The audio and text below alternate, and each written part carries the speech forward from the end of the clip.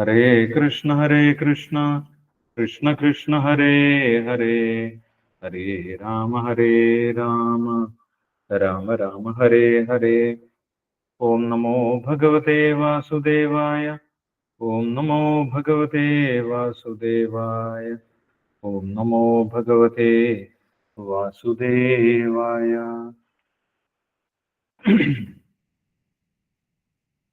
ഹരേ കൃഷ്ണ. എല്ലാ ഭക്തർക്കും ഒരിക്കൽ കൂടി സ്വാഗതം. നമ്മളിവിടെ വായിക്കുന്നത് ശ്രീമദ് ഭഗവത്ഗീത യഥാരൂപം. ഇസ്കോൺ സ്ഥാപകാചാര്യൻ കൃഷ്ണ കൃപാമൂർത്തി എ.സി. ഭക്തിവേദാന്ത സ്വാമി ശ്രീല പ്രഭുപാദർ വിവർത്തനവും ഭാവാർത്ഥവും നൽകിയിട്ടുള്ള ഭഗവത്ഗീത യഥാരൂപത്തിന്റെ 14-ാമത്തെ അധ്യായമാണ് നമ്മളിപ്പോൾ വായിക്കുന്നത്. 14-ാമത്തെ അധ്യായം ഭൗതിക പ്രകൃതിയുടെ ത്രിഗുണങ്ങൾ.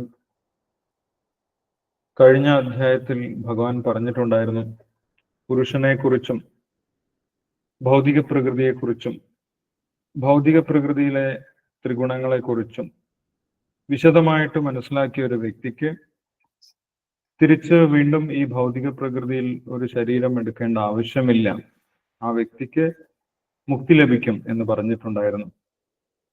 അപ്പോൾ ആ ഒരു ബന്ധം, ഭൗതിക പ്രകൃതിയും പുരുഷനും ക്ഷേത്രവും ക്ഷേത്രജ്ഞനും തമ്മിലുള്ള ബന്ധത്തെക്കുറിച്ച് വിശദമായിട്ട് ഈ അധ്യായത്തിൽ ഭഗവാൻ നമ്മൾക്ക് പറഞ്ഞു തരികയാണ്. എങ്ങനെയാണ് ഈ ഭൗതിക പ്രകൃതിയിലെ ഗുണങ്ങളിൽ നിന്ന് രക്ഷപ്പെടേണ്ടത് എന്നുള്ള കാര്യവും ഈ അധ്യായത്തിൽ പറഞ്ഞു തരുന്നുണ്ട്. അതുകൊണ്ട് ഈ അധ്യായത്തിലെ ജ്ഞാനം കൂടുതൽ ഉത്കൃഷ്ടമാണ്, ഉത്തമമാണ് എന്ന് പറഞ്ഞിട്ടുണ്ടായിരുന്നു ആദ്യത്തെ ശ്ലോകത്തിൽ തന്നെ. പരംഭൂയ പ്രവക്ഷ്യാമി ജ്ഞാനാനാം ജ്ഞാനം ഉത്തമം. ഇത് കൂടുതൽ ഉയർന്ന ജ്ഞാനമാണ് എന്ന് പറഞ്ഞിട്ടുണ്ടായിരുന്നു. ഈ ജ്ഞാനം ലഭിച്ചത് കൊണ്ട് മാത്രം മഹർഷിമാർ, മുൻകാലത്ത് ഋഷീശ്വരന്മാർ, അവർക്ക് സമ്പൂർണത നേടിയിട്ടുണ്ട്, അവർക്ക് മുക്തി ലഭിച്ചിട്ടുണ്ട്, അവർക്ക് ഭഗവത് സന്നിധിയിലേക്ക് തിരിച്ചു പോകാൻ സാധിച്ചിട്ടുണ്ട് എന്നുള്ള കാര്യം ആദ്യത്തെ ശ്ലോകത്തിൽ തന്നെ ഭഗവാൻ പറയുന്നുണ്ട്. യജ്ഞാത്വാ മുനയ സർവേ പരാം സിദ്ധിമിതോ ഗതാഹ എന്ന് പറയുന്നു.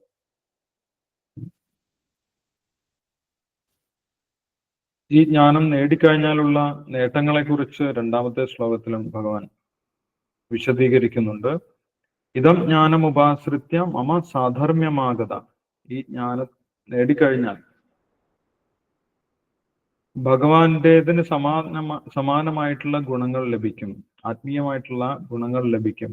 മമ സാധർമ്യമാഗത സർഗേഭിനോപജായന്തേ പ്രളയേന വ്യഥന്തിച്ച. അങ്ങനെയുള്ള ഒരു വ്യക്തിക്ക് അടുത്ത സർഗം നടക്കുന്ന സമയത്ത്, അടുത്ത സൃഷ്ടി നടക്കുന്ന സമയത്ത് ജനിക്കേണ്ട ആവശ്യമില്ല. പ്രളയേന വിദന്തിച്ച, അടുത്ത പ്രളയം നടക്കുന്ന സമയത്ത്, ഭൗതിക പ്രകൃതി നശിക്കുന്ന സമയത്ത് നാശത്തെക്കുറിച്ച് ചിന്താകുലനാവുകയും വേണ്ട എന്ന് ഭഗവാൻ പറയുന്നു. അതായത് അവർ ഈ ഭൗതിക പ്രകൃതിയിൽ നിന്ന് പുറത്തു കടക്കും എന്നാണ് പറയുന്നത്. അങ്ങനെ ഈ ജ്ഞാനം കൊണ്ട് മാത്രം ഒരു വ്യക്തിക്ക് പൂർണ്ണനാകാനും മുക്തി ലഭിക്കാനും സാധിക്കുമെന്നാണ് പറയുന്നത്. മുക്തി ലഭിച്ചു കഴിഞ്ഞാൽ എന്താണ് സംഭവിക്കുന്നത് എന്നും നമ്മൾ കഴിഞ്ഞ ദിവസം ചർച്ച ചെയ്തിട്ടുണ്ടായിരുന്നു. ശ്രീല പ്രഭുപാദർ ഭാവാർത്ഥത്തിൽ വിശദീകരിക്കുന്നുണ്ട്. ഒരു വ്യക്തിക്ക് മുക്തി ലഭിച്ചു കഴിഞ്ഞാലും ആ വ്യക്തിയുടെ വ്യക്തിത്വമോ അല്ലെങ്കിൽ രൂപമോ ഒന്നും നഷ്ടപ്പെടുന്നില്ല. ആ വ്യക്തി എവിടെയും അലിഞ്ഞു പോകുന്നില്ല, എവിടെയും ലയിച്ചു ചേരുന്നില്ല. ജീവാത്മാവ് ഒരിക്കലും മുക്തിക്ക് ശേഷവും എവിടെയും ലയിച്ചു പോകുന്നില്ല, അലിഞ്ഞു പോകുന്നില്ല. ആ ജീവാത്മാവിന് അതിന്റെ യഥാർത്ഥമായിട്ടുള്ള ആത്മീയ രൂപം കിട്ടുന്നതിനെയാണ് മുക്തി എന്ന് പറയുന്നത്. സ്വരൂപേണ അവസ്ഥിത മുക്തിരഹിത്വ അന്യഥാരൂപം സ്വരൂപേണ അവസ്ഥിത. ഞാൻ ശരീരമാണെന്ന് വിചാരിച്ച് ജീവിക്കുന്നതിൽ നിന്നുള്ള മുക്തിയാണ് യഥാർത്ഥ മുക്തി എന്ന് പറയുന്നത്. അപ്പൊ മുക്തിക്ക് ശേഷം ആ വ്യക്തിക്ക് ആത്മീയമായിട്ടുള്ള രൂപം ലഭിക്കും, ആത്മീയമായിട്ടുള്ള പ്രവർത്തനങ്ങൾ ചെയ്യാൻ സാധിക്കും, ആത്മീയ ലോകത്തിൽ പ്രവേശിക്കാൻ സാധിക്കും. ആത്മീയമായിട്ടുള്ള പ്രവർത്തനം എന്ന് പറയുന്നത് ഭക്തിയാണ്. ഭഗവാനെ വ്യത്യസ്തമായിട്ടുള്ള രീതിയിൽ സേവിക്കുന്നതിനെയാണ് ഭക്തി എന്ന് പറയുന്നത്. അപ്പൊ ഭക്തിയിലേക്ക് പ്രവേശിക്കാനും സാധിക്കും എന്ന് പറഞ്ഞിട്ടുണ്ടായിരുന്നു. ഈ ജ്ഞാനം ലഭിച്ചു കഴിഞ്ഞാൽ ഭക്തിയിൽ നമ്മൾക്ക് ഉറച്ചു നിൽക്കാൻ സാധിക്കും എന്ന് പറഞ്ഞിട്ടുണ്ടായിരുന്നു. ഭക്തിയുടെ പ്രാധാന്യം നമ്മൾക്ക് കൂടുതൽ മനസ്സിലാകും, ഭക്തിയിൽ ഉറച്ചു നിൽക്കാനും സാധിക്കും എന്ന് പറഞ്ഞിട്ടുണ്ടായിരുന്നു. അപ്പൊ ഇതെല്ലാം ഈ ജ്ഞാനത്തിന്റെ ഈ അധ്യായത്തിൽ പറഞ്ഞു തരുന്ന ജ്ഞാനത്തിന്റെ പ്രാധാന്യമായിട്ട് ഭഗവാൻ ആദ്യം തന്നെ പറഞ്ഞിട്ടുള്ളതാണ്. ഈ ജ്ഞാനം കൊണ്ട് ഒരു വ്യക്തിക്ക് സമ്പൂർണത നേടാൻ സാധിക്കും, ആത്മീയമായിട്ടുള്ള പരിപൂർണത നേടാൻ സാധിക്കും. അതേപോലെ ഭഗവാന്റേതിന് സമാനമായിട്ടുള്ള ഗുണങ്ങൾ ലഭിക്കും. ജന്മമൃത്യുവിൽ നിന്നും രക്ഷപ്പെടാനും സാധിക്കും, മുക്തിയും ലഭിക്കും എന്ന് പറഞ്ഞിട്ടുണ്ടായിരുന്നു. അത്രയ്ക്കും പ്രാധാന്യമുള്ള ജ്ഞാനമാണ് ഈ അധ്യായത്തിൽ ഭഗവാൻ വിവരിച്ചു കൊടുക്കുന്നത്. അപ്പൊ ഇതിൽ കഴിഞ്ഞ അധ്യായത്തിൽ കണ്ടതുപോലെ പ്രകൃതിയെക്കുറിച്ചും പുരുഷനെക്കുറിച്ചുമാണ് വിശദീകരിക്കുന്നത്. ആ പ്രകൃതിയിലെ ഗുണങ്ങളെക്കുറിച്ച് വിശദമായിട്ട് ഭഗവാൻ പറയുന്നുണ്ട്.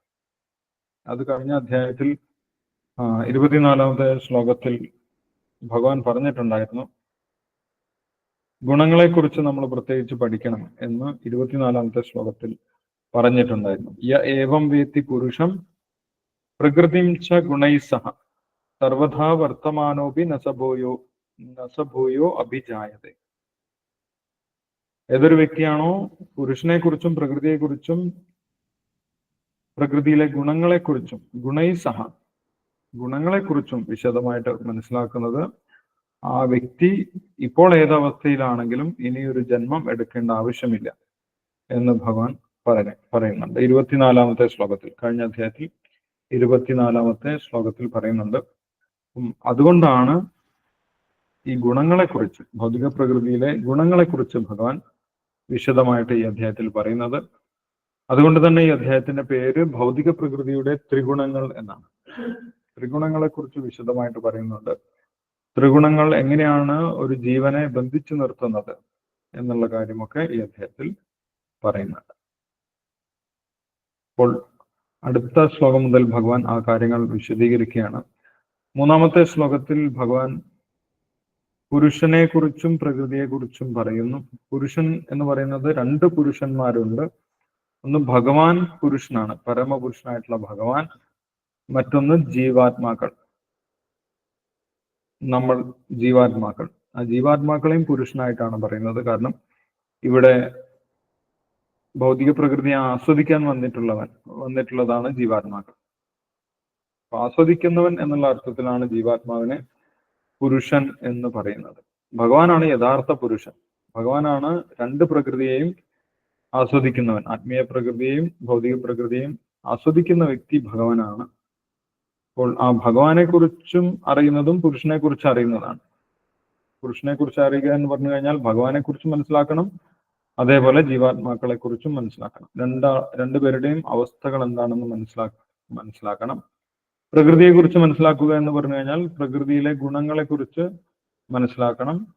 പ്രകൃതിയിലെ ഗുണങ്ങൾ എങ്ങനെയാണ് ജീവനെ ബന്ധിക്കുന്നത് എന്ന് മനസ്സിലാക്കണം. ഇതാണ് പുരുഷനെ കുറിച്ചും പ്രകൃതിയെ കുറിച്ചുമുള്ള ജ്ഞാനത്തിൽ ഉൾക്കൊള്ളുന്നത്. പുരുഷനെ കുറിച്ച് മനസ്സിലാക്കുക എന്ന് പറഞ്ഞു കഴിഞ്ഞാൽ പരമപുരുഷനായിട്ടുള്ള ഭഗവാനെ കുറിച്ച് മനസ്സിലാക്കുക, അതേപോലെ ജീവാത്മാക്കളെ കുറിച്ച് മനസ്സിലാക്കുക. പ്രകൃതിയെ കുറിച്ച് മനസ്സിലാക്കുക എന്ന് പറഞ്ഞു കഴിഞ്ഞാൽ ഈ ഭൗതിക പ്രകൃതിയിലുള്ള ത്രിഗുണങ്ങളെ കുറിച്ച് മനസ്സിലാക്കുക, ആ ത്രിഗുണങ്ങൾ എങ്ങനെയാണ് ഓരോ ജീവാത്മാവിനെയും ബന്ധിക്കുന്നത് എന്ന് മനസ്സിലാക്കുക. ആ കാര്യങ്ങൾ തന്നെയാണ് ഈ അധ്യായത്തിൽ ഇനി വരുന്ന ശ്ലോകങ്ങളിൽ ഭഗവാൻ നമ്മൾക്ക് പറഞ്ഞു തരുന്നത്. അപ്പൊ 3ാമത്തെ ശ്ലോകമാണ് അടുത്തതായിട്ട് വായിക്കാനുള്ളത്. 3ാമത്തെ ശ്ലോകത്തിൽ ഭഗവാനും ഈ ഭൗതിക പ്രകൃതിയും തമ്മിലുള്ള ബന്ധമാണ് പറയുന്നത്. ഭഗവാൻ പുരുഷനാണ്, ഭഗവാന്റെ ശക്തിയാണ് ഈ പ്രകൃതി എന്ന് പറയുന്നത്. അത് തമ്മിലുള്ള ബന്ധമാണ് ഇവിടെ പറയുന്നത് 3ാമത്തെ ശ്ലോകത്തിൽ. മമയോനിർ മഹത് ബ്രഹ്മ തസ്മിൻ ഗർഭം ദദാമ്യഹം സംഭവ സർവഭൂതാനാം തതോ ഭവതി ഭാരത. മമയോനിർ മഹത് ബ്രഹ്മ തസ്മിൻ ഗർഭം ദദാമ്യഹം സംഭവ സർവഭൂതാനാം തതോ ഭവതി ഭാരത. അതിന്റെ വിവർത്തനവും ഭാവാർത്ഥനവും വായിച്ചതിന് ശേഷം നമുക്ക് ഡിസ്കസ് ചെയ്യാം. ഹരേ കൃഷ്ണ പ്രഭു. ഹരേ കൃഷ്ണ. ശിവരാമൻ പ്രഭുജി വായിച്ചോ. ഓം നമോ ഭഗവതേ വാസുദേവായ. ഓം നമോ ഭഗവതേ വാസുദേവായ. ഓം നമോ ഭഗവതേ വാസുദേവായ. മമ മമ യോനിർമഹൽ ബ്രഹ്മ തസ്മിൻ ഗർഭം ദദാമ്യഹം സംഭവ സർവഭൂതാനാം തതോ ഭവതി ഭാരത. അല്ലയോ ഭാരത, ബ്രഹ്മമെന്ന് പറയപ്പെടുന്ന സമഗ്ര ഭൗതിക സത്ത എത്രേ ജനനത്തിനു കാരണം. അത് എന്നിൽ നിന്ന് ഗർഭം ധരിച്ച് സകല ജീവികൾക്കും ജന്മം കൊടുക്കുന്നു. ഭാവാർത്ഥം: ലോകത്തിന്റെ ഒരു വിവരണമാണിത്. ക്ഷേത്രജ്ഞരുടെ അഥവാ ശരീരത്തിന്റെയും ജീവാത്മാവിന്റെയും സംയോഗത്താലാണ് പ്രവൃത്തികൾ നടക്കുന്നത്. ഭൗതിക പ്രകൃതിയും ജീവസത്തയുമായുള്ള സംയോഗം സാധ്യമാക്കുന്നത് സർവേശ്വരൻ തന്നെയാണ്. മഹൽ തത്വമാണ് സമഗ്ര വിശ്വാവിഷ്കാരത്തിന്റെയും കാരണം. പ്രകൃതിയുടെ ത്രിഗുണങ്ങൾ അടങ്ങിയ സമഗ്ര ഭൗതിക തത്വത്തെ ചിലപ്പോൾ ബ്രഹ്മം എന്ന് വിളിക്കാറുണ്ട്. പരമപുരുഷൻ സമഗ്ര ഭൗതിക തത്വത്തെ പൂരിതമാക്കുകയും അങ്ങനെ എണ്ണമറ്റ വിശ്വാസങ്ങൾ ഉണ്ടാവുകയും ചെയ്യുന്നു. മഹത്തത്വമെന്ന ഈ ഭൗതിക സത്തയെ വൈദിക സാഹിത്യങ്ങൾ ബ്രഹ്മൻ എന്നാണ് വിവരിക്കുന്നത്. തസ്മാൽ ഏതൽ ബ്രഹ്മനാമരൂപം അന്നം ച ജായതേ.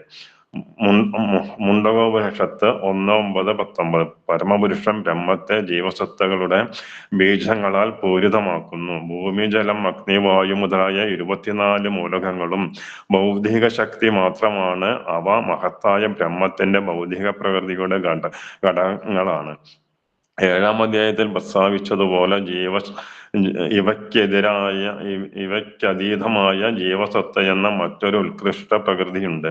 ഈ ഉത്തമ പ്രകൃതി പരമദിവ്യോത്തമ പുരുഷന്റെ ഇച്ഛയാൽ ഭൗതിക പ്രകൃതിയുമായി സമ്പർക്കം പുലർത്തുകയും അങ്ങനെ ജീവജാലങ്ങളെല്ലാം ഭൗതിക പ്രകൃതിയിൽ ഉളവാവുകയും ചെയ്യുന്നു. അരിക്കൂമ്പാരത്തിൽ തേൾ മുട്ടയിടാറുണ്ട്. ചിലർ കരുതും ആ അരിയിൽ നിന്നാണ് തേളുകൾ പിറക്കുന്നതെന്ന്. അത് വാസ്തവമല്ല. പെൺതേള് അരിയിൽ മുട്ടയിടുകയാണുണ്ടാവുന്നത്. അതുപോലെ ജീവജാലങ്ങളുടെ ഉൽപ്പത്തിക്ക് കാരണം ഭൗതിക പ്രകൃതിയല്ല, ഭൗതിക പ്രകൃതിയുടെ സൃഷ്ടികളെന്ന മട്ടിൽ പുറത്തു വരുന്നുവെങ്കിലും അവയ്ക്ക് ബീജപ്രദാനം ചെയ്തത് ഭഗവാൻ തന്നെ. എല്ലാ ജീവികൾക്കും തങ്ങളുടെ പൂർവകർമ്മങ്ങൾക്കനുയോജ്യമാവണ്ണം സുഖമോ ദുഃഖമോ അനുഭവിക്കാൻ വേണ്ടി ഭൗതിക പ്രകൃതി സൃഷ്ടിക്കുന്ന വ്യത്യസ്ത ശരീരങ്ങളെ സ്വീകരിക്കേണ്ടി വരും. ഈ ഭൗതിക ലോകത്തിലെ സകല ജീവസത്തകളുടെ ആവിർഭാവത്തിനും കാരണം ഭഗവാൻ തന്നെ. ഹരേ കൃഷ്ണ. ഹരേ കൃഷ്ണ പ്രഭുജി. ഹരേ കൃഷ്ണ. Thank U Sivaraman പ്രഭുജി. ഹരേ കൃഷ്ണ. അപ്പോൾ ഭഗവാൻ പറയുന്നത് ഈ മുഴുവൻ ഭൗതിക പ്രപഞ്ചത്തിന്റെ ഉറവിടം, ആ ഭൗതിക പ്രപഞ്ചത്തിന്റെ ഉറവിടത്തിനാണ് മഹത് ബ്രഹ്മം എന്നിവിടെ പറയുന്നത്. മമയോനിർ മഹത് ബ്രഹ്മം. മഹത് ബ്രഹ്മത്തിനെ കുറിച്ചാണ് ഇവിടെ ഭഗവാൻ പറയുന്നത്. എന്താണ് മഹത് ബ്രഹ്മം എന്ന ഭാവാർത്ഥത്തിൽ ശിലപ്രഭാതരെ വിശദീകരിച്ച് പറഞ്ഞു തരുന്നുണ്ട്. മുഴുവൻ ഭൗതിക പ്രപഞ്ചത്തിന്റെ ഉറവിടമായിട്ടുള്ള മഹത്തത്വത്തിനെയാണ് മഹത് ബ്രഹ്മം എന്ന് പറയുന്നത്. മുഴുവൻ ഭൗതിക പ്രപഞ്ചം ആദ്യം മഹത്തത്വം എന്നുള്ള രൂപത്തിലായിരുന്നു. ആ മഹത്തത്വത്തിൽ നിന്നാണ് വ്യത്യസ്തമായിട്ടുള്ള ഘടകങ്ങൾ, ഭൂമി, ജലം, അഗ്നി, വായു, ആകാശം, മനസ്സ്, ബുദ്ധി, അഹങ്കാരം, ഇങ്ങനെയുള്ള വ്യത്യസ്തമായിട്ടുള്ള ഘടകങ്ങൾ, 24 ഘടകങ്ങൾ വേർതിരിഞ്ഞ് വലിയ ഭൗതിക പ്രപഞ്ചമായിട്ട് മാറിയത്. അതിന്റെ മുന്നേയുള്ള രൂപത്തിനെയാണ് മഹത്തത്വം എന്ന് പറയുന്നത്. മഹത്തത്വത്തിൽ നിന്നാണ് മുഴുവൻ ഭൗതിക ലോകവും ഉണ്ടായിട്ടുള്ളത്, ഭൗതിക പ്രപഞ്ചവും ഉണ്ടായിട്ടുള്ളത്. ആ മഹത്തത്വം എവിടെ നിന്നാണ് ഉണ്ടായത് എന്നാണ് ഇവിടെ ഭഗവാൻ പറയുന്നത്. മമയോനിർ മഹത് ബ്രഹ്മ, അത് ഭഗവാനിൽ നിന്നും നേരിട്ട് ഉണ്ടായതാണ് എന്നാണ് പറയുന്നത്. നമ്മൾ ഭാഗവതം വായിക്കുന്ന സമയത്ത് അത് നമ്മൾക്ക് വിശദമായിട്ട് മനസ്സിലാക്കാൻ സാധിക്കും. 2-ാമത്തെ സ്കന്ധത്തില് സൃഷ്ടിയെക്കുറിച്ച് വിശദീകരിക്കുന്നുണ്ട്. അവിടെ മഹാവിഷ്ണുവിന്റെ ശരീരത്തിൽ നിന്നാണ് ഈ മഹത്തത്വം ഉണ്ടായിട്ടുള്ളത് എന്ന് നമുക്ക് മനസ്സിലാക്കാൻ സാധിക്കും. മഹാവിഷ്ണുവിന്റെ ശരീരത്തിൽ നിന്നാണ് മഹത്തത്വം ഉണ്ടായിട്ടുള്ളത്. ആ മഹത്തത്വം വികസിച്ചാണ് ഈ ഭൗതിക പ്രപഞ്ചമായിട്ട് മാറുന്നത്. ആ മഹത്തത്വത്തിന്റെയും ഉറവിടം എവിടെ നിന്നാണ് എന്നാണ് ഭഗവാൻ പറയുന്നത്. മമയോനിർ മഹത് ബ്രഹ്മ തസ്മിൻ ഗർഭം ദദാമ്യഹം സംഭവ സർവഭൂതാനാം തതോ ഭവതി ഭാരത. ഭഗവാനിൽ നിന്ന് നേരിട്ടാണ് ഈ മഹത്തത്വം ഉണ്ടായിട്ടുള്ളത്, അല്ലെങ്കിൽ മഹത് ബ്രഹ്മം ഉണ്ടായിട്ടുള്ളത്. അപ്പൊ ബ്രഹ്മത്തിന്റെ ഉറവിടം എവിടെ നിന്നാണ്?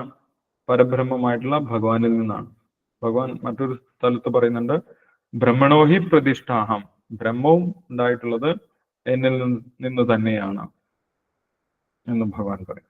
അപ്പൊ മുഴുവൻ ഭൗതിക പ്രപഞ്ചത്തിന്റെ കാരണമായിട്ടുള്ള മഹത് തത്വം അല്ലെങ്കിൽ മഹത് ബ്രഹ്മം ഉണ്ടായിട്ടുള്ളത് ഭഗവാനിൽ നിന്നാണ്. അപ്പൊ ഈ മുഴുവൻ ഭൗതിക പ്രകൃതിയും ഉണ്ടായിട്ടുള്ളത് ഭഗവാനിൽ നിന്നാണ്. ഭഗവാന്റെ ശക്തിയാണ് ഭൗതിക പ്രകൃതി. 7ാമത്തെ അധ്യായത്തിലും ഭഗവാൻ ഈ കാര്യം പറയുന്നുണ്ട്. 4ാമത്തെ ശ്ലോകത്തിൽ മുഴുവൻ ഭൗതിക പ്രകൃതി ഉണ്ടായിട്ടുള്ളത് ഭഗവാനിൽ നിന്നാണ്, അല്ലെങ്കിൽ ഭഗവാന്റെ ഒരു ശക്തിയാണ് ഭൗതിക പ്രകൃതി എന്നവിടെ ഭഗവാൻ പറയുന്നുണ്ട്. ഭൂമിരാപു അനലോ വായു ഘം മനോ ബുദ്ധിരേവച്ച അഹങ്കാരം ഇതീയമേ ഭിന്ന പ്രകൃതിരഷ്ടത. എന്റെ ഭിന്നമായിട്ടുള്ള പ്രകൃതിയാണ് ഈ ഭൂമി, ജലം, അഗ്നി, വായു, ആകാശം ഇതെല്ലാം എന്ന് ഭഗവാൻ പറയുന്നത്. അപ്പം അത് മറ്റൊരു രൂപത്തിൽ ഇവിടെ പറഞ്ഞിട്ടുള്ളതാണ്. ഈ മുഴുവൻ ഭൗതിക പ്രപഞ്ചത്തിന്റെ കാരണമായിട്ടുള്ള മഹത്തത്വം അല്ലെങ്കിൽ മഹത് ബ്രഹ്മം ഉണ്ടായിട്ടുള്ളത് ഭഗവാനിൽ നിന്ന് തന്നെയാണ് എന്ന് പറയും. മമ യോനിർ മഹത് ബ്രഹ്മം, എന്നിൽ നിന്നാണ് ഈ മുഴുവൻ മഹത് ബ്രഹ്മവും ഉണ്ടായിട്ടുള്ളത്, മഹത് ബ്രഹ്മം ഉണ്ടായിട്ടുള്ളത്. ആ ഭൗതിക പ്രകൃതിയിൽ നിന്നാണ് വ്യത്യസ്തമായിട്ടുള്ള ജീവജാലങ്ങൾ ഉണ്ടാവുന്നതായിട്ട് നമ്മൾ കാണുന്നത്. തസ്മിൻ ഗർഭം ദദാമ്യഹം സംഭവ സർവഭൂതാനം തതോ ഭവതി ഭാരത. അപ്പൊ മറ്റൊരു കാര്യം ഈ ശ്ലോകത്തിൽ ഭഗവാൻ പറയുന്നത്, ആ ഭഗവാനിൽ നിന്നുണ്ടായിട്ടുള്ള ഭൗതിക പ്രകൃതിയിൽ വ്യത്യസ്ത ജീവജാലങ്ങൾ ഉണ്ടാവുന്നത് എങ്ങനെയാണ്? അത് ആ ജീവജാലങ്ങളെ ഈ ഭൗതിക പ്രകൃതിയിലേക്ക് പറഞ്ഞയക്കുന്നതും ഭഗവാൻ തന്നെയാണ്, അല്ലെങ്കിൽ ഭഗവാനിൽ നിന്നാണ് ആ ജീവജാലങ്ങളൊക്കെ വന്നിട്ടുള്ളത് എന്ന് പറയും. അത് ഭൗതിക പ്രകൃതിയിൽ താനേ ഉണ്ടായതല്ല, ഭൗതിക പ്രകൃതിയുടെ ഉൽപ്പന്നമല്ല ജീവജാലങ്ങൾ. ഭൗതിക പ്രകൃതിയിലേക്ക് ഭഗവാൻ പറഞ്ഞയച്ചിട്ടുള്ളതാണ്, അല്ലെങ്കിൽ ഭഗവാനിൽ നിന്ന് വന്നിട്ടുള്ളതാണ് ഈ ജീവജാലങ്ങളെല്ലാം, വ്യത്യസ്തമായിട്ടുള്ള ജീവാത്മാക്കളെല്ലാം. ഭൗതിക പ്രകൃതിയിൽ വ്യത്യസ്തമായിട്ടുള്ള ശരീരം എടുക്കുന്ന ജീവാത്മാക്കളൊക്കെ, ആ ജീവാത്മാക്കളും ഭഗവാനിൽ നിന്ന് വന്നിട്ടുള്ളതാണ്. ഭഗവാനാണ് ഈ ഭൗതിക പ്രകൃതിയെ ഗർഭം ധരിപ്പിക്കുന്നത് എന്ന് പറയും. അല്ലെ, മാതാവും പിതാവും ഉണ്ടെങ്കിൽ മാത്രമേ ഗർഭധാരണം നടക്കുന്നുള്ളൂ. പക്ഷെ കുട്ടി ജനിക്കുന്ന സമയത്ത് ആരെ മാത്രമാണ് കാണുന്നത്? അമ്മയെ മാത്രമാണ് കാണുന്നത്. അച്ഛൻ അടുത്തുണ്ടായിക്കൊള്ളണം എന്ന് നിർബന്ധമില്ല. അപ്പോൾ ചില കുട്ടികൾ അച്ഛനെ കാണാതെ വളരുന്നുണ്ട്. പക്ഷെ അതിന്റെ അർത്ഥം ആ കുട്ടിക്ക് അച്ഛനില്ല എന്നുള്ളതല്ല.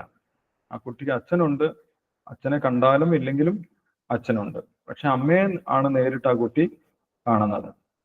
അതേപോലെ നമ്മൾ ഈ ഭൗതിക ലോകത്ത് വ്യത്യസ്തമായിട്ടുള്ള ജീവജാലങ്ങളൊക്കെ ഈ പ്രകൃതിയിൽ നിന്ന് ഉണ്ടാവുന്നതായിട്ടാണ് നമ്മൾ കാണുന്നത്. പ്രകൃതിയാണ് അമ്മ, ഭൗതിക പ്രകൃതിയാണ് അമ്മ. പക്ഷെ ആ ഭൗതിക പ്രകൃതിയെ ഗർഭം ധരിപ്പിക്കുന്നത് ആരാണ്? ആ ഭൗതിക പ്രകൃതിയിലേക്ക് വ്യത്യസ്തമായിട്ടുള്ള ജീവാത്മാക്കളെ പറഞ്ഞയക്കുന്നത് ആരാണ്? ഭഗവാനാണ്. ഭഗവാനിൽ നിന്നാണ് എല്ലാ ജീവനും വന്നിട്ടുള്ളത് എന്ന് പറയും. അതിനൊരു ഉദാഹരണം ഇവിടെ ശീലപ്രഭാതർ പറയുന്നുണ്ട്. അരിക്കൂമ്പാരത്തിൽ തേൾ മുട്ടയിടാറുണ്ട്. ചിലർ കരുതും ആ അരിയിൽ നിന്നാണ് തേളുകൾ പിറക്കുന്നത്. അല്ല, അരിയിൽ നിന്ന് ചില പുഴുക്കളോ അല്ലെങ്കിൽ തേളുകളോ ഒക്കെ പുറത്തു വരുന്നതായിട്ട് കാണാം. അല്ലെങ്കിൽ ചില പ്രാണികളൊക്കെ പുറത്തേക്ക് വരുന്നതായിട്ട് കാണാം. ചില പാറ്റയൊക്കെ പുറത്തേക്ക് വരുന്നതായിട്ട് കാണാം. അപ്പം അരിയിൽ നിന്ന് മാത്രം ആ പാറ്റ അല്ലെങ്കിൽ ആ ജീവി ഉണ്ടാകുന്നില്ല. അത് അതിന്റെ അമ്മ അതിൽ മുട്ടയിടുന്നത് കൊണ്ടാണ് ആ അരിയിൽ ആ പ്രാണി വരുന്നത്. അതേപോലെ ഭൗതിക പ്രകൃതിയുടെ ശക്തി കൊണ്ട് മാത്രം ഇവിടെ ജീവാത്മാക്കൾ ഉണ്ടാവുന്നില്ല, അല്ലെങ്കിൽ ജീവശരീരം ഉണ്ടാകുന്നില്ല. ഭഗവാനിൽ നിന്ന് ജീവാത്മാക്കൾ വന്നത് കൊണ്ടാണ് ഈ ഭൗതിക പ്രകൃതിയിൽ വ്യത്യസ്തമായിട്ടുള്ള ജീവശരീരങ്ങൾ ഉണ്ടാകുന്നത്. അപ്പൊ ഭഗവാനാണ് യഥാർത്ഥത്തിൽ പിതാവ് എന്ന് നമുക്ക് മനസ്സിലാക്കാൻ സാധിക്കും. ഭൗതിക പ്രകൃതിയാണ് മാതാവെങ്കിൽ ഭഗവാനാണ് പിതാവ് എന്ന് പറയും. അത് അടുത്ത ശ്ലോകത്തിൽ ഭഗവാൻ വളരെ വ്യക്തമായിട്ട് പറയുന്നുണ്ട്. അഹം ബീജപ്രദപിത എന്ന് ഭഗവാൻ തന്നെ പ്രഖ്യാപിക്കുന്നുണ്ട്. അടുത്ത ശ്ലോകം കൂടി നമുക്ക് വായിക്കാം. 4ാമത്തെ ശ്ലോകം.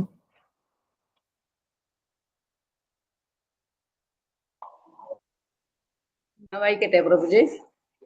സഞ്ജീവനി മാതാജി വായിച്ചോ. ഓം നമോ ഭഗവതേ വാസുദേവായ. സർവയോനേഷു കൗന്ദേയ മൂർത്തയ സംഭവന്തിയ താസാം ബ്രഹ്മ മഹദ്യോനീരഹം ബീജപ്രദപിത. ഹേ കുന്തിപുത്ര. വിവർത്തന ഭാവാർത്ഥം ഭക്തിവേദാന്ത ശ്രീല പ്രഭുവാദ് കി ജയ്.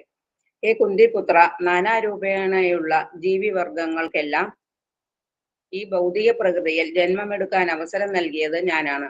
അവയുടെ ബീജപ്രദാതാവായ പിതാവും ഞാൻ തന്നെ എന്ന് അറിയണം. ഭാവാർത്ഥം: ശ്രീകൃഷ്ണ ഭഗവാനാണ് ജീവസത്തകൾക്കെല്ലാം ആദി പിതാവെന്ന് ഈ ശ്ലോകം സ്പഷ്ടമാക്കുന്നുണ്ട്.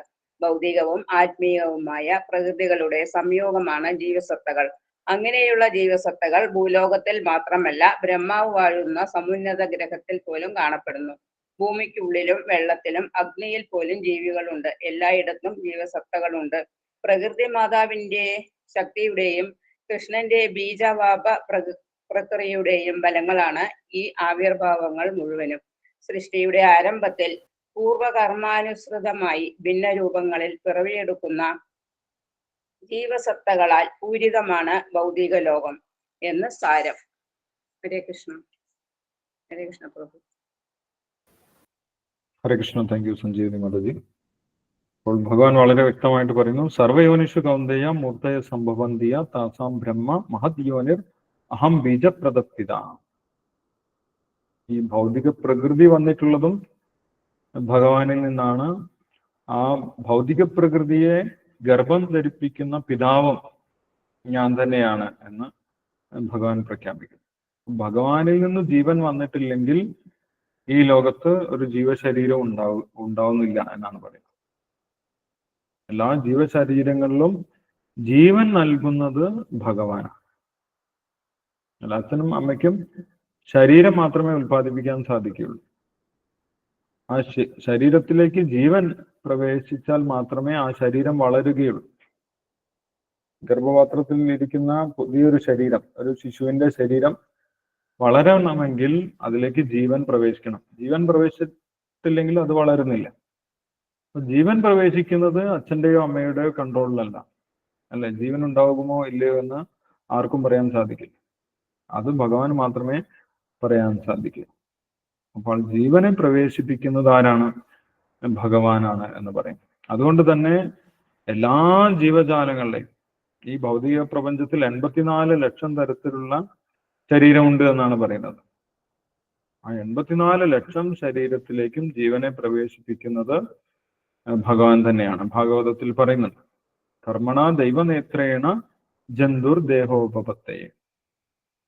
ഭഗവാന്റെ നോട്ടത്തിലൂടെയാണ് ഓരോ ശരീരത്തിലേക്കും ജീവാത്മാക്കൾ പ്രവേശിക്കുന്നത്. ഭഗവാൻ ഭൗതിക പ്രകൃതിയെ ഗർഭം ധരിപ്പിക്കുന്നത് നോട്ടത്തിലൂടെയാണെന്ന് പറയും. ഭഗവാന്റെ കടാക്ഷത്തിലൂടെയാണ് എല്ലാ ജീവാത്മാക്കളും ഭൗതിക പ്രകൃതിയിലേക്ക് പ്രവേശിക്കുന്നത്. ഭഗവാൻ നോക്കിയാൽ മതി. ഭഗവാന്റെ നോട്ടത്തിലൂടെയാണ് ഭൗതിക പ്രകൃതി ഗർഭം ധരിക്കുന്നത്. അല്ലെ, ഭഗവാന്റെ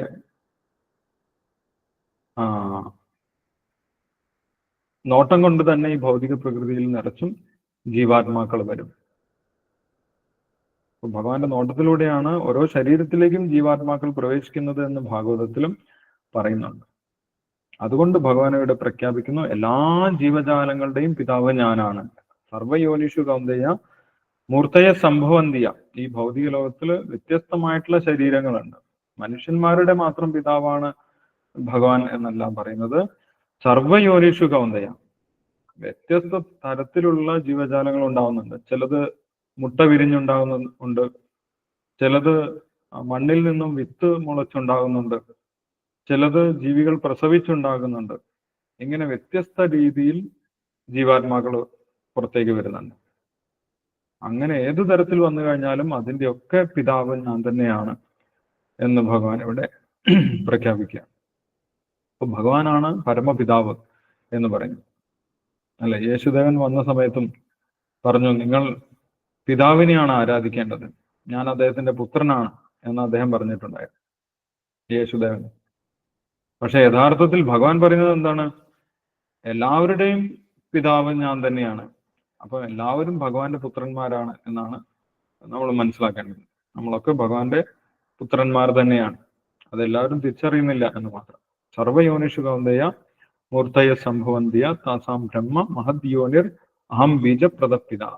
ഞാനാണ് ബീജപ്രദാതാവായിട്ടുള്ള പിതാവ് എന്ന് ഭഗവാൻ പ്രഖ്യാപിക്കുന്നു. ഭഗവാൻ ജീവൻ നൽകിയിട്ടില്ലെങ്കിൽ ആ ശരീരത്തിന് ജീവൻ ഉണ്ടാവുകയില്ല. അതുകൊണ്ട് തന്നെ ഭഗവാനാണ് എല്ലാവരുടെയും പിതാവ് എന്നിവിടെ ഭഗവാൻ പറയുന്നു. ഭാവാർത്ഥത്തിൽ പറയുന്നു, ഇത് ഈ ഭൂമിയിലുള്ള ജീവനെ കുറിച്ച് മാത്രമല്ല പറയുന്നത്, മുഴുവൻ ഭൗതിക പ്രപഞ്ചത്തിലുള്ള വ്യത്യസ്ത രൂപത്തിലുള്ള ജീവജാലങ്ങളെ കുറിച്ചാണ് പറയുന്നത്. എല്ലാ പ്രപഞ്ചത്തിലും ജീവനുണ്ട് എന്നാണ് പറയുന്നത്. എല്ലാ ഗ്രഹങ്ങളിലും ജീവനുണ്ട്. ജീവന്റെ ലക്ഷണമായിട്ട് 2ാമത്തെ അധ്യായത്തിൽ ഭഗവാൻ പറഞ്ഞിട്ടുണ്ടായിരുന്നു. എല്ലാ ഗ്രഹങ്ങളിലും എല്ലാ സ്ഥലത്തും ജീവൻ ഉണ്ടാകുമെന്ന് പറഞ്ഞിട്ടുണ്ടായിരുന്നു. ഓർമ്മയുണ്ടോ? ഏത് ശ്ലോകമാണ്?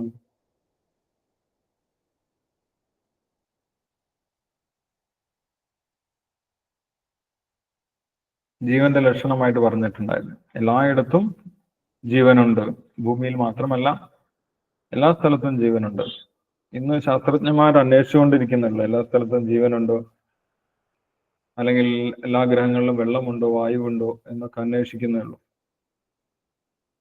പക്ഷെ ഭഗവാൻ ഇവിടെ പറയുന്നത് എല്ലാ സ്ഥലത്തും ജീവനുണ്ട് എന്ന് ഭഗവത്ഗീതയിൽ പറയുന്നുണ്ട്. അല്ല, നിത്യ സർവഗതസ്ഥാണു അചലോയം സനാതന എന്ന് പറയുന്നുണ്ട്. സർവഗത, ജീവൻ സർവഗതമാണ്. സർവഗതം എന്ന് പറഞ്ഞു കഴിഞ്ഞാൽ എല്ലായിടത്തും ഉള്ളത് എന്നാണ്. എല്ലാ പ്രപഞ്ചത്തിലും ജീവനുണ്ട്. അതിലേക്കൊക്കെ ജീവനെ നൽകുന്നത് ഭഗവാൻ തന്നെയാണ്. അതുകൊണ്ട് ഭഗവാൻ പരമപിതാവാണ് എന്നിവിടെ പറഞ്ഞിരിക്കുന്നു. ആരാണ് പരമപിതാവ് എന്നുള്ളതിന് യാതൊരു സംശയമില്ല. ഭഗവാൻ ശ്രീകൃഷ്ണൻ തന്നെയാണ് പരമപിതാവ്. എല്ലാ ജീവാത്മാക്കളും ഭഗവാന്റെ മക്കളായിട്ടാണ് വരുന്നത്.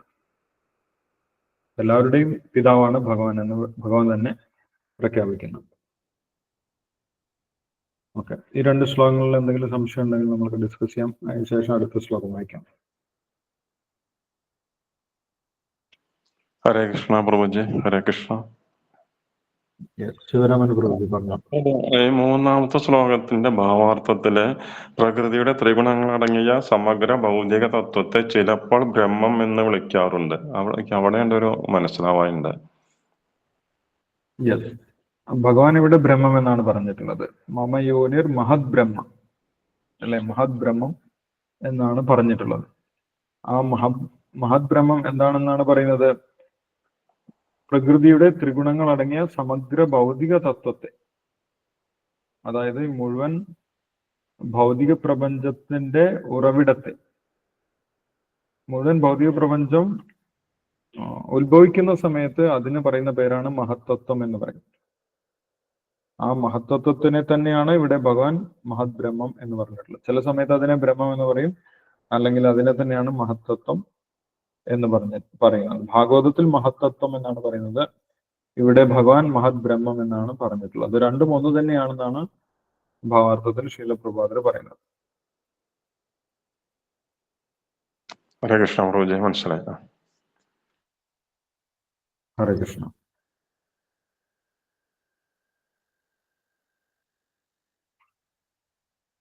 ഓക്കെ, വേറെ എന്തെങ്കിലും സംശയമുണ്ടോ ഈ 2 ശ്ലോകത്തിലും?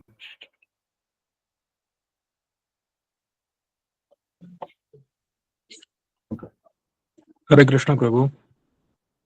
യെസ്, പ്രീജോ പ്രഭു പറഞ്ഞോ. പ്രഭു, ഇപ്പൊ ശൈവര് കരുതുന്നത് പ്രകൃതിയാണ്, ശക്തിയാണ് പ്രകൃതി, ശിവൻ ആണ് പിതാവ് എന്നാണല്ലോ ശൈവരുടെ കൺസെപ്റ്റ്. അപ്പോ അതെങ്ങനെയാ ഇതായിട്ട് കോമ്പാറ്റിബിൾ ആവുന്നത്? അത് കറക്റ്റാണ്. കാരണം ഈ മുഴുവൻ ഭൗതിക പ്രപഞ്ചത്തിന്റെ പിതാവായിട്ട് മഹാദേവനെ പറയുന്നത്, ഭൗതിക പ്രപഞ്ചത്തിന്റെ മാതാവായിട്ട് ദുർഗാദേവിയെയും പറയുന്നത്. ആ മഹാദേവൻ എന്ന് പറയുന്നത് ഭഗവാന്റെ തന്നെ അവതാരമാണ്. ഭഗവാന്റെ മറ്റൊരു രൂപമാണ് മഹാദേവൻ എന്ന് പറയുന്നത്. ഭഗവാന്റെ ഒരു വിസ്തരണമാണ്, അല്ലെങ്കിൽ ഭഗവാന്റെ തമോഗുണത്തെ നിയന്ത്രിക്കുന്ന അവതാരമാണ് മഹാദേവൻ. അതുകൊണ്ട് അത് വ്യത്യസ്തമല്ല. ഭൗതിക ലോകത്തിന്റെ പിതാവായിട്ട് മഹാദേവനെ പറയാറുണ്ട്. അപ്പോൾ ശിവനിലൂടെയാണ് ഭഗവാൻ സൃഷ്ടി നടത്തുന്നത്, അതായത് ജീവജാലങ്ങളെ പ്രകൃതിയിലേക്ക് അയക്കുന്നത്, അങ്ങനെയാണോ?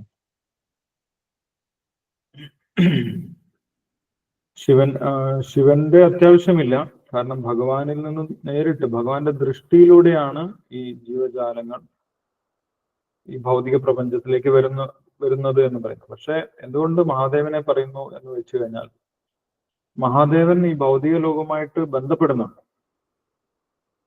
പക്ഷെ ഭഗവാൻ ഈ ഭൗതിക ലോകവുമായിട്ട് നേരിട്ട് ബന്ധപ്പെടുന്നില്ല. അതാണ് മഹാദേവനും ഭഗവാനും തമ്മിലുള്ള വ്യത്യാസം. ഭഗവാൻ പറയുന്നു ഇതെല്ലാം ചെയ്യുന്നത് ഈ ജീവജാലങ്ങൾക്ക് രൂപം കൊടുക്കുന്നത് പ്രകൃതിയാണ് എന്നാണ് ഭഗവാൻ പറയുന്നത്. മയാധ്യക്ഷേണ പ്രകൃതി സ്വീയതേ ചരാചരം. ഇതില് എനിക്ക് നേരിട്ട് ബന്ധമൊന്നുമില്ല എന്ന് ഭഗവാൻ പറയുന്നത്. കാരണം ഭൗതിക പ്രവർത്തനങ്ങളിൽ നേരിട്ട് ഒരിക്കലും ഭഗവാൻ, ത്രിഗുണങ്ങളുടെ പ്രവർത്തനങ്ങളിൽ നേരിട്ട് ഒരിക്കലും ഭഗവാൻ ബന്ധപ്പെടുന്നില്ല. പക്ഷെ മഹാദേവൻ ഈ ത്രിഗുണങ്ങളുടെ പ്രവർത്തനത്തിൽ ബന്ധപ്പെടുന്നുണ്ട്.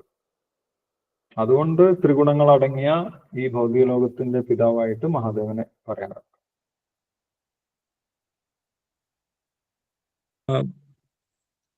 ഈ ഭൗതിക ത്രിഗുണങ്ങളുമായിട്ട് ബന്ധപ്പെടാൻ വേണ്ടി ഭഗവാൻ വിസ്തരിക്കുന്ന ഭഗവാന്റെ ഒരു രൂപമാണ് മഹാദേവൻ എന്ന് പറയുന്നത്. ബ്രഹ്മസംഹിതയിൽ നമ്മൾ വായിക്കാറുണ്ട്.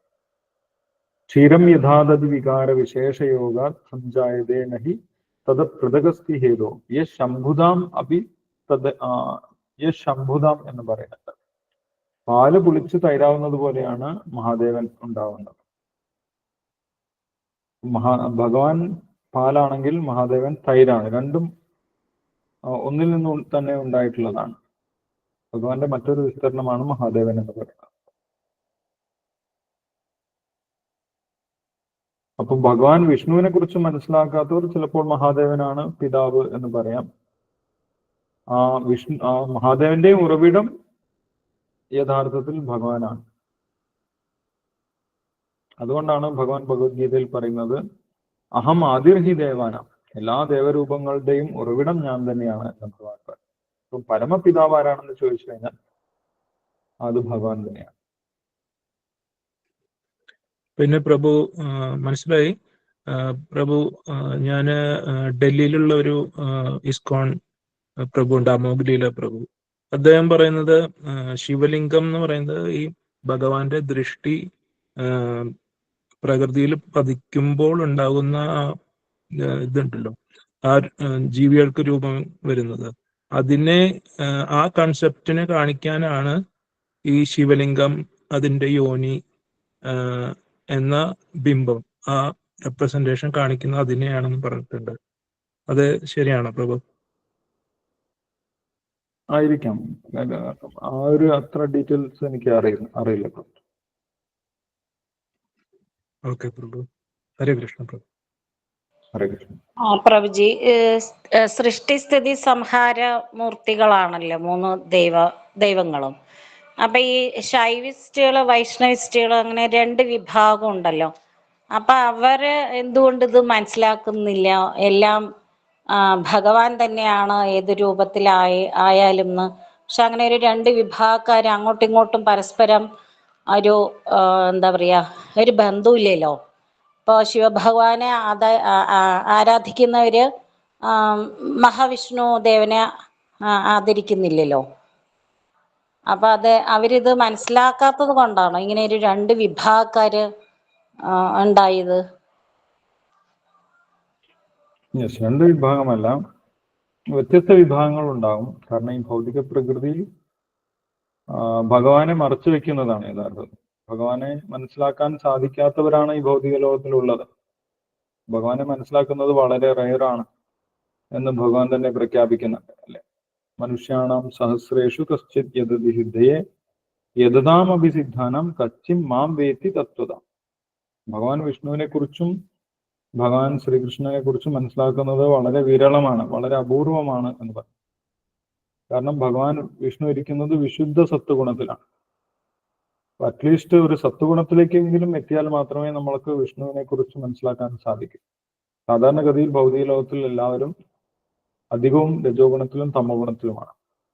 അതുകൊണ്ട് അവർക്ക് നേരിട്ട് വിഷ്ണുവിനെ മനസ്സിലാക്കുന്നത് അത്ര എളുപ്പമല്ല. അത് ഭൗതിക പ്രകൃതിയുടെ ആ മറയുള്ളത് കൊണ്ടാണ്.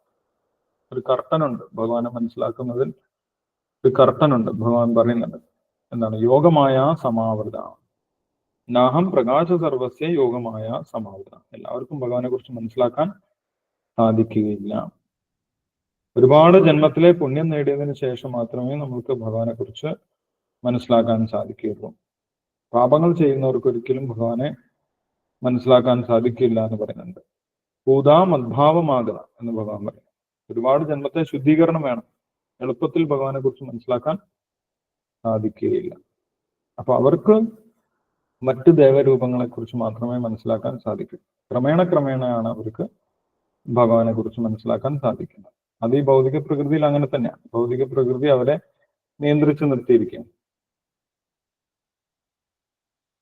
അപ്പൊ ഈ രണ്ട് തരത്തിലുള്ള ആളുകളും ശരിക്കും പറഞ്ഞാല് അവരറിയാതെ എന്താ പാപം ചെയ്യാണ് അല്ലെ, ഒരർത്ഥത്തിൽ പറയുമ്പോ? അറിയാതെ പാപം ചെയ്യുന്നതല്ല, പാപം ചെയ്യുന്നത് കൊണ്ട് അവർക്ക് ഭഗവാനെ മനസ്സിലാക്കാൻ സാധിക്കാത്തത്. ശരി. പാപം ചെയ്യുന്നത് കൊണ്ടാണ് അവർക്ക് ഭഗവാനെ മനസ്സിലാക്കാൻ സാധിക്കുന്നത്. പാപം ചെയ്യുന്നത് നിർത്തുകയും ഭഗവാനെ അംഗീകരിക്കുകയും ഭഗവാനെ സേവിക്കാൻ തയ്യാറാവുകയും ചെയ്താൽ മാത്രമേ അവർക്ക് കൂടുതൽ ഭഗവാനെ കുറിച്ച് മനസ്സിലാവുകയുള്ളൂ. അതുകൊണ്ടാണ് നമ്മളോട് യമനിയമങ്ങൾ പറയുന്നത്. യമനിയമങ്ങൾ പാലിക്കണം. വീണ്ടും തെറ്റുകൾ നമ്മൾ ചെയ്യാൻ പാടില്ല. തെറ്റുകൾ ചെയ്തു കഴിഞ്ഞാൽ വീണ്ടും ഭഗവാനെ കുറിച്ച് തെറ്റിദ്ധാരണ. ഭഗവാൻ അത് ഭഗവത്ഗീതയിൽ പറയുന്നുണ്ട് അല്ലെ? എന്താണ് പറയുന്നത്? കാമൈസ്തേ ഹൃദജ്ഞാന പ്രപദ്യന്തി അന്യദേവത. കാമം കൊണ്ട് നമ്മൾ പാപങ്ങൾ ചെയ്യാൻ തുടങ്ങിക്കഴിഞ്ഞാൽ നമ്മൾക്ക് ഭഗവാനിലുള്ള വിശ്വാസം നഷ്ടപ്പെടും. നമ്മൾ മറ്റു ദേവരൂപങ്ങളെ ആരാധിക്കാൻ തുടങ്ങും എന്ന് പറയുന്നത്. അപ്പൊ ഭഗവാനിൽ വിശ്വാസം ലഭിക്കുക എന്ന് പറയുന്നത് അത്ര ഈസി അല്ല. ഹരേ കൃഷ്ണ പ്രഭുജി. ഹരേ കൃഷ്ണ.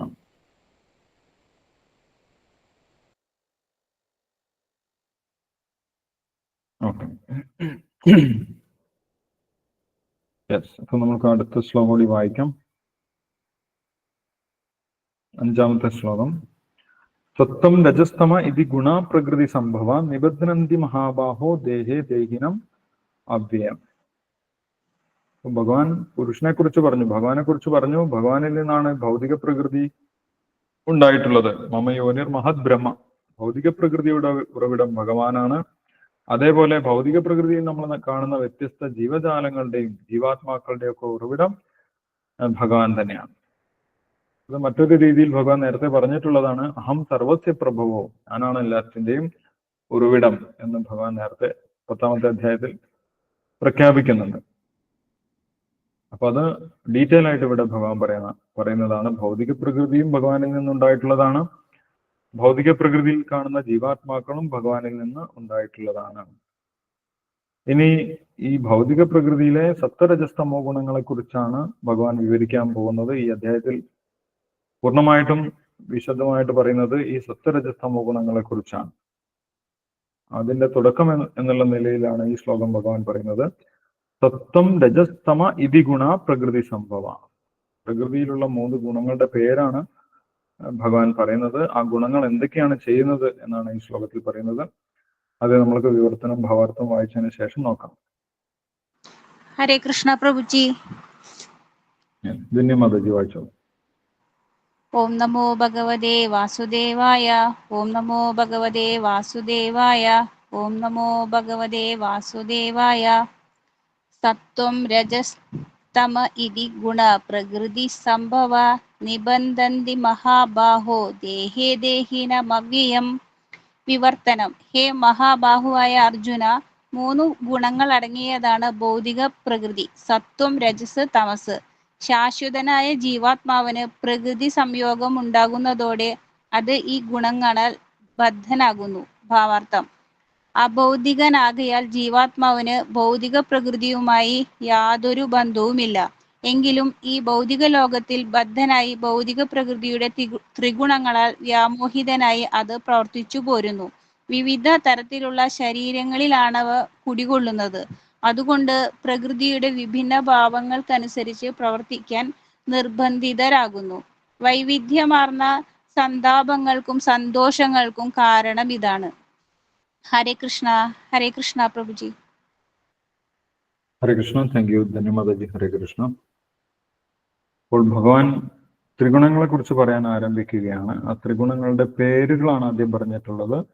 സത്വം രജസ് തമ ഇതി ഗുണ പ്രകൃതി സംഭവ നിബധ്രന്തി മഹാബാഹോ ദേഹേ ദേഹിനം അവ്യയം. ഭൗതിക പ്രകൃതിയിലുള്ള 3 ഗുണങ്ങളെ കുറിച്ച് പറഞ്ഞു. 3 ഗുണങ്ങളുടെ പേരുകൾ എന്തൊക്കെയാണ്? സത്വം രജസ് തമസ്. ഇതാണ് 3 ഗുണങ്ങൾ.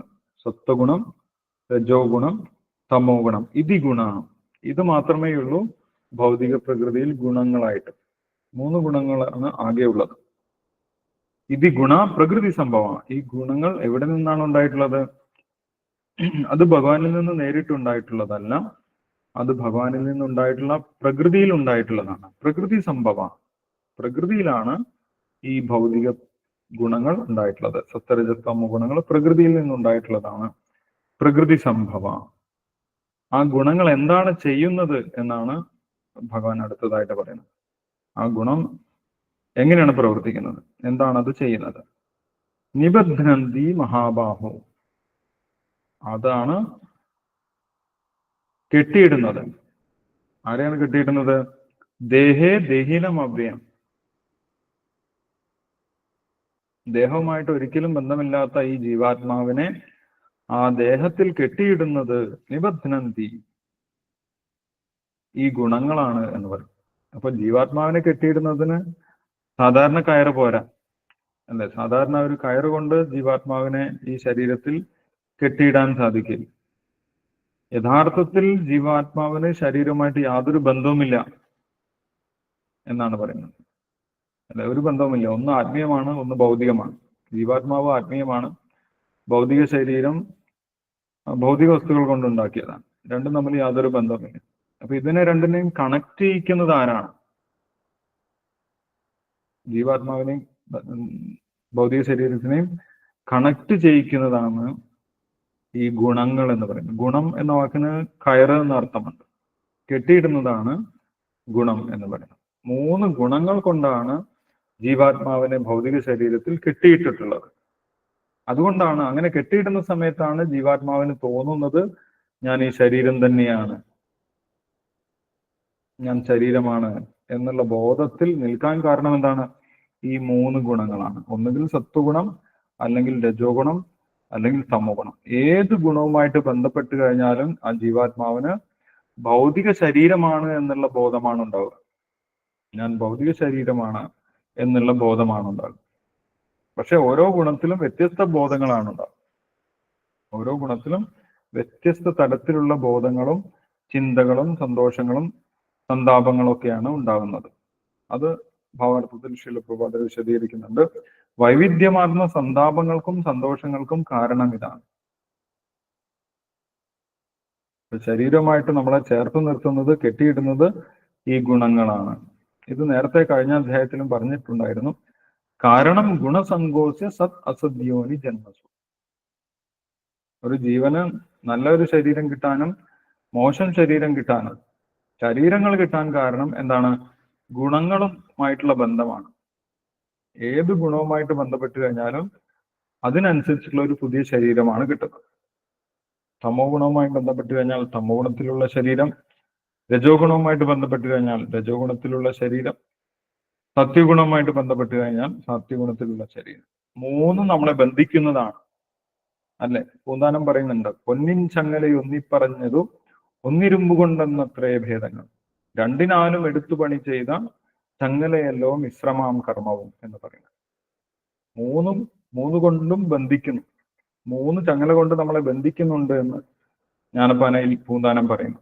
ഒന്ന് സ്വർണത്തിന്റെ ചങ്ങലയാണ്, ഒന്ന് ഇരുമ്പ് കൊണ്ടുള്ള ചങ്ങലയാണ്, ഒന്ന് രണ്ടും കൂടി മിക്സ് ആയിട്ടുള്ള ചങ്ങലയാണ്. അപ്പൊ സ്വർണം കൊണ്ടുള്ള ചങ്ങല എന്ന് പറയുന്നത് സാത്വികഗുണമാണ്, ഇരുമ്പ് കൊണ്ടുള്ള ചങ്ങല എന്ന് പറയുന്നത് തമോ ഗുണമാണ്, മിശ്രമായിട്ടുള്ള ചങ്ങല എന്ന് പറയുന്നത് രജോ ഗുണമാണ്. ഇത് മൂന്നും നമ്മളെ ബന്ധിക്കുന്നതാണ്. മൂന്നും നല്ലതല്ല എന്നാണ് പറയുന്നത്. നമ്മൾ ചിലപ്പോൾ വിചാരിക്കും സാത്വികഗുണം നല്ലതാണ്. ആണെങ്കിലും നമ്മൾക്ക് മോക്ഷമില്ല. സാത്വികഗുണത്തിൽ പുണ്യപ്രവൃത്തികൾ ചെയ്താലും നമ്മൾക്ക് മോക്ഷമില്ല. മൂന്ന് കൊണ്ടും തളയ്ക്കുന്നു ജീവനെ എന്നവിടെ പൂന്താനം പറയുന്നു. ഇവിടെ ഭഗവാൻ പറയുന്നു, നിബദ്ധന്തി മഹാബാഹോ ദേഹേ ദേഹിനം അവ്യയം. മൂന്ന് ഗുണങ്ങൾ കൊണ്ടും ജീവാത്മാവിനെ ബന്ധിച്ചിടുകയാണ് ചെയ്യുന്നത്, ശരീരത്തിൽ ബന്ധിച്ചിടുകയാണ് ചെയ്യുന്നത്. മൂന്ന് ഗുണവുമായി ബന്ധപ്പെട്ടാലും ഞാൻ ശരീരമാണ് എന്നുള്ള ബോധമാണ് നമ്മൾക്ക് ഉണ്ടാവുന്നത്. പക്ഷെ നമ്മുടെ പ്രവൃത്തികൾ മാറും. തമോഗുണത്തിൽ നമ്മുടെ പ്രവൃത്തി വേറെ ആയിരിക്കും, രജോ ഗുണത്തിൽ നമ്മുടെ പ്രവൃത്തി വേറെ ആയിരിക്കും, സാത്വികഗുണത്തിൽ നമ്മുടെ പ്രവൃത്തികൾ വേറെ ആയിരിക്കും. മൂന്നിലാണെങ്കിലും മോക്ഷമില്ല. മൂന്ന് കൊണ്ടും നമ്മൾക്ക് മോക്ഷം ലഭിക്കാൻ പോകുന്നില്ല. അപ്പൊ മൂന്നിലും ഉണ്ടാകുന്ന പ്രവൃത്തികളെ കുറിച്ചും ഓരോ ഗുണത്തിന്റെ സ്വഭാവത്തിനെ കുറിച്ചും അടുത്ത ശ്ലോകങ്ങളിൽ ഭഗവാൻ വിശദമാക്കുന്നുണ്ട്. അത് നമ്മൾക്ക് അടുത്ത ദിവസങ്ങളിൽ വായിക്കാം. അപ്പോൾ ഈ ശ്ലോകത്തിൽ എന്തെങ്കിലും സംശയം ഉണ്ടെങ്കിൽ ഇപ്പൊ നമുക്ക് ഡിസ്കസ് ചെയ്യാം.